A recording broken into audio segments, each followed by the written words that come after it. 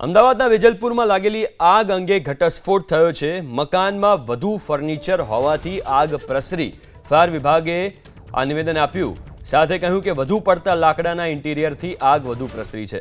લાકડાના ફર્નિચરથી આગની જ્વાળા આખા ઘરમાં પ્રસરી ગઈ। ગઈકાલે મોડી રાત્રે આગ લાગતા પિતા પુત્રના મોત થયા હતા। આગ પર કાબૂ મેળવતા 28 મિનિટનો સમય લાગ્યો। આગ લાગી ત્યારે મકાનમાં 5 લોકો હતા। આગ કેવી રીતે લાગી તેનું કારણ જાણી શકાયું નથી।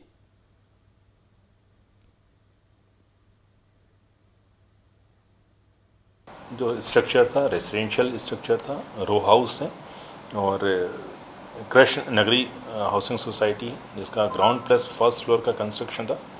और जो प्राथमिक तपास में जो पता चला कि इसमें रिनोवेशन काम चल रहा है और रिनोवेशन काम में काफ़ी चीज़ें यूज़ की जाती हैं जो हाईली फायर को सपोर्ट करती है और फायर को फैलाती है।